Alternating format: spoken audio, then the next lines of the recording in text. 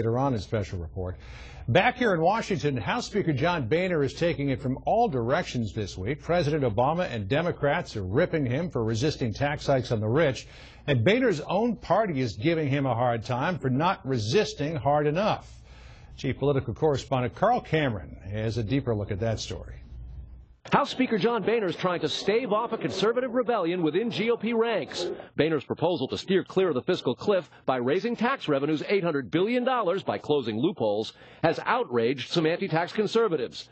And when the Speaker removed 4 conservatives from key committees for voting against the leadership in the past, the battle began. $800 billion over 10 years, that certainly looks like it would be a tax increase to me.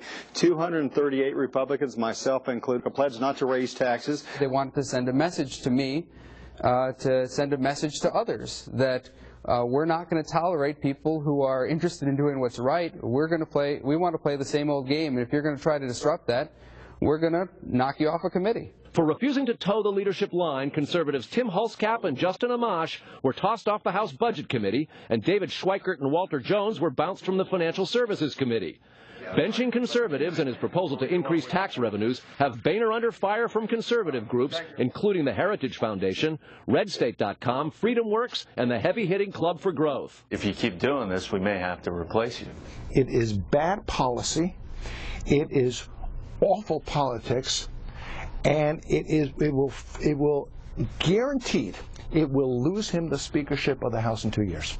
Nancy Pelosi. Republicans lost the House majority in 2006 when they promised to cut spending, then increased it. Brent Bozell of For America, Inc. and the Conservative Media Research Center says Republicans face the same fate if, after promising all year to hold the line or cut taxes, they raise more. It's not a threat, it's a reality. Look, the Republicans lost the House when they walked away from fiscal responsibility. They regained it when they recommitted themselves to fiscal responsibility. If they abandon it yet again, it is a guarantee that conservatives aren't going to go along with this. GOP leaders have reacted little to the backlash. Boehner raised over $100 million for House Republican candidates this year, and his proposal to increase tax revenues and the removal of the 4 rebel conservatives is backed by House Majority Leader Eric Cantor, Whip Kevin McCarthy, and Budget Committee Chairman Paul Ryan. But now they're under fire, too. In a perverse way, the purging was actually good because it provided clarity with what we thought was true, which is that leadership didn't really hold these conservative principles in the first place.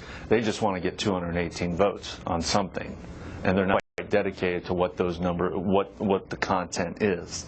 This internal GOP fight's actually been overshadowed by the bigger battle over the fiscal cliff, but the politicians do get it.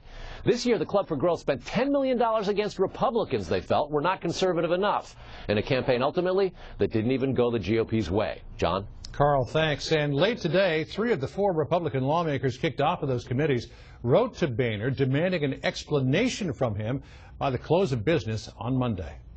The Supreme